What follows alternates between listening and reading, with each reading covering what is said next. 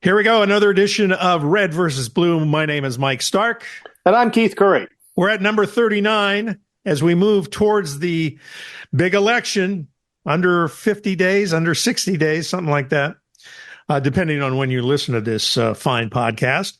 So we're going to talk about what went on this week, and we're going to start with the assassination attempt. It was a close call. Well, it was another close call, and it just shows you the degree of craziness that's out there in our society today. And normally, just like the last one, you'd think that would be the story dominating the political news this week. But here we are 5 days later, and it's sort of already fading from sight and from importance in terms of the impact on the election. Fortunately, no shots were fired off because of a alert bystander. The suspect was taken into custody, and nobody was hurt. It should be noted that a historical thing happened just before we taped today. We had a complete unanimous vote to give the Secret Service some more resources in the House of Representatives. And that is a very rare thing these days. It is. If it weren't for the circumstances of how they got it, you'd sit there and say that they were the smartest bureaucrats in Washington to be able to get the appropriation. But I don't think you want to follow this strategy to fund your agency in the future. Absolutely. So where do we stand at this point, Keith? We're getting close. We are getting close. We're running out of campaign time, but here's where we stand. Harris is slightly ahead, but not more than the margin of error. And she's not ahead by as much as Clinton and Biden were ahead at the same time in those campaigns, which is disconcerting to the Harris campaign. Looking at the battleground states in today's Real Clear Politics average, Trump's ahead by 1.7 points in Georgia. Harris is ahead by 1.7 in Michigan. Harris is ahead by 1 in Pennsylvania. Harris is ahead by 1.2 in Wisconsin. Trump is ahead by 1.6 in Arizona. Trump is ahead by 0.1 in North Carolina, and Trump's ahead by 0.6 in Nevada. So all of the battleground states are within the margin of error and very, very close. So why is it that Harris has not closed the deal? Well, she's flip-flopped on 5 key issues: Medicare for all, the Green New Deal, fracking, decriminalizing the border, and zero emissions vehicles. All of those have put her now on the side of the majority of American voters, and all of that has been helpful. However, her economic policies continue to be undefined, and to the extent they have been articulated, they are, for the most part, incoherent. Money for you, if you fall into a certain category, taxing unrealized gains has significant implications for investments in the markets and people's homes, where they have most of their unrealized gains. Price controls, let's just talk about price controls. Whose price gouging are you going to get at? Farmers, grocery stores where the margin's 1.6%, restaurants, which is the most bankrupt-prone business there is. If you don't have a bar, you really don't have income in a restaurant these days. So she needs to be specific about who she's going to go after, and she hasn't, because I think if you start drilling down, you realize that policy doesn't make a lot of sense. She's talking about loosening credit for people to get a down payment to buy a home. I used to watch Maxine Waters when she was chairman of the Financial Services Committee, and she would drill and eviscerate bankers who would come before her because they were not making loans to minority communities. And then after we had the financial crisis where so many people lost their homes because they got in over their head with extended credit, she eviscerated the same bankers for making loans to people that shouldn't get the money. That's the problem when you start applying politics to what should be a financial credit decision. And she sort of scrambled eggs all over the map on this stuff. She needs to sit down with a reporter, friendly or not, and really articulate where she stands. If she does that in an effective way that reaches out to independents, moderates, college-educated people with a little bit of money in the bank, she can close the deal and win the election. And if she doesn't, I mean, think about how good she's had it since she got in the race and how bad Trump has been. She'll lose. I mean, really, it's going to come down to that.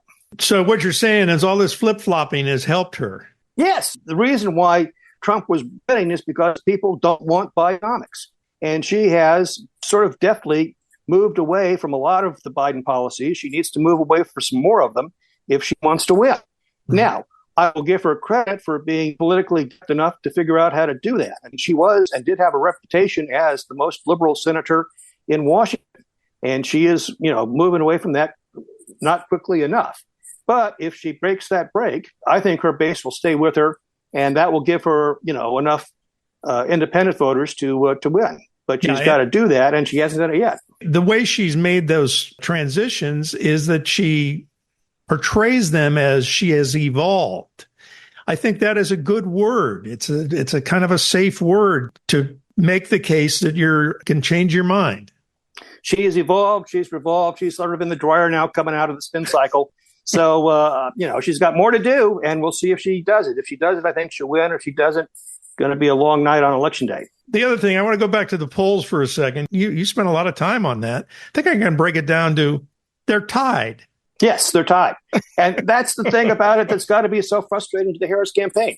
Here you've got a candidate you're running against who has done nothing, and we'll talk about Trump here in a second, but self-sabotage himself from the day you got in the race. You've had great press. You've had a great convention. You've got great unity. You've attracted some Republican supporters, and you're still tied.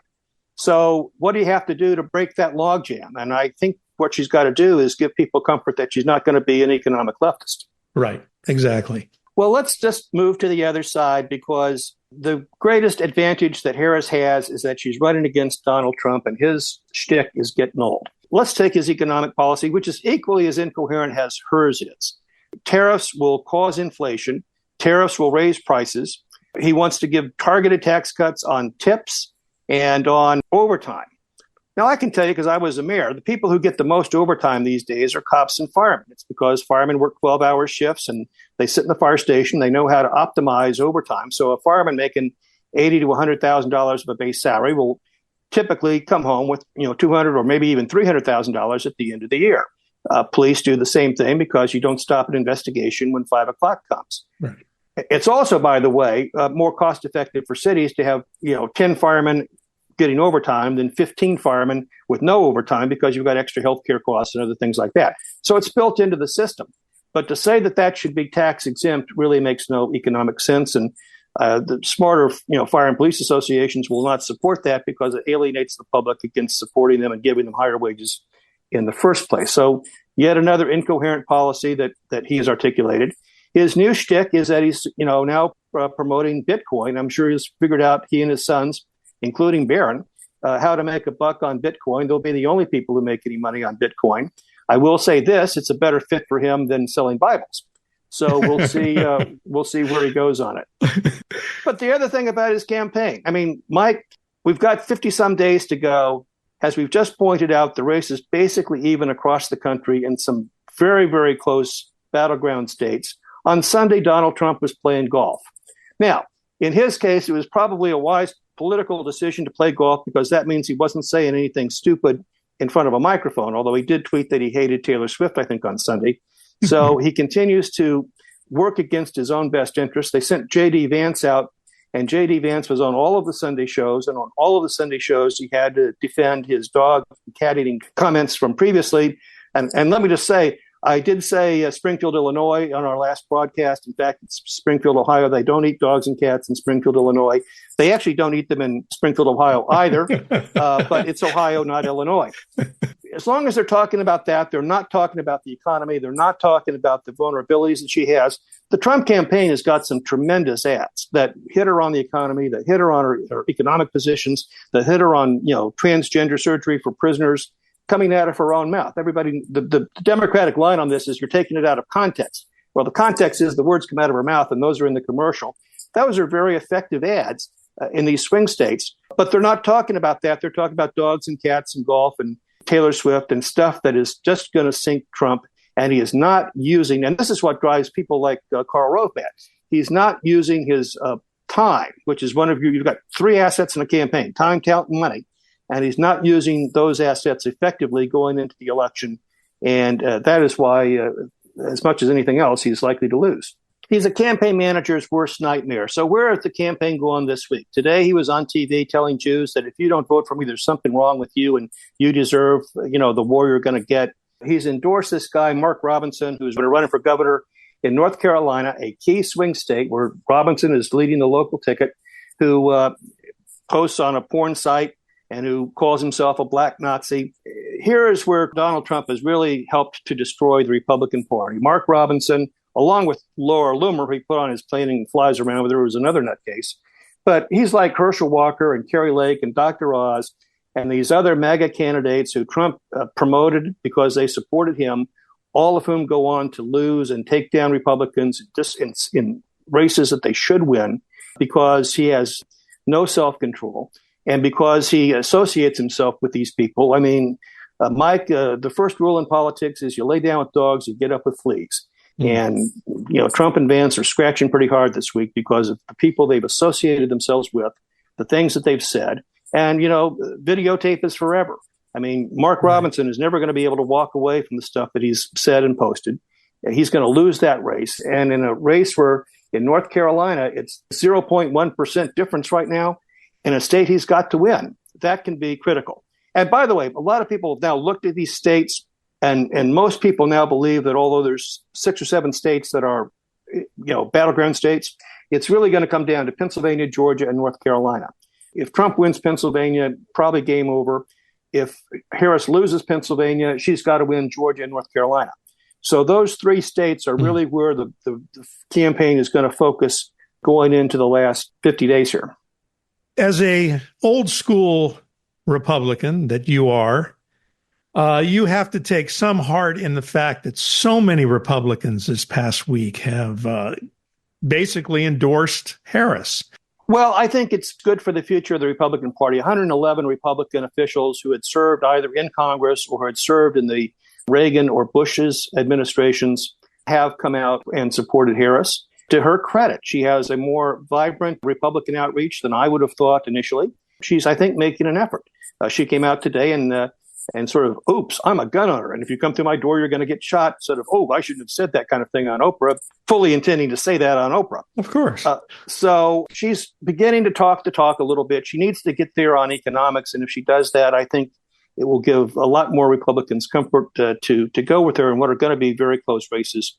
But the fact that Republicans now are walking away from Trump, if you're a stick candidate, if you're a novelty candidate, you get your time in the sun, but it fades very, very fast. We only need to look at Jesse Ventura to realize how quickly the novelty wears off and people just say, I'm tired of the clown show. I'm tired of, all of the nonsense. Let's get somebody in who knows how to pave a street and run things. Is there anything else we need to talk about this week? Well, Mike, because of your interest in music, I think it's appropriate that we take a moment and recognize that last night at the Fox Theater in Atlanta, we had a concert for Jimmy Carter, who turns 100 in a week. The B-52s were there. B.B. Wyans, Charlene Carter were there to celebrate the man generally acknowledged as the first rock and roll president, mostly because of his connections with people like Jimmy Buffett and the Allman Brothers, back in 1976. And it was a concert for Carter. It will be broadcast on Georgia Public Television. Carter is hoping to live long enough to be able to vote for Harris. He's in hospice, has been for 19 months. But he does turn 100 years old in a few days. And the concert was in his honor and recognizing the rock and roll nature of his Jimmy Carter presidency. There you go. We will be back again next week. Good job, Keith. Excellent job today. We'll be back again next week for yet another edition of Red versus Blue. Be sure and subscribe, like our Facebook page, leave us a nice review, and we'll see you next week. Thanks, Keith. Thank you, Mike. Bye, everybody.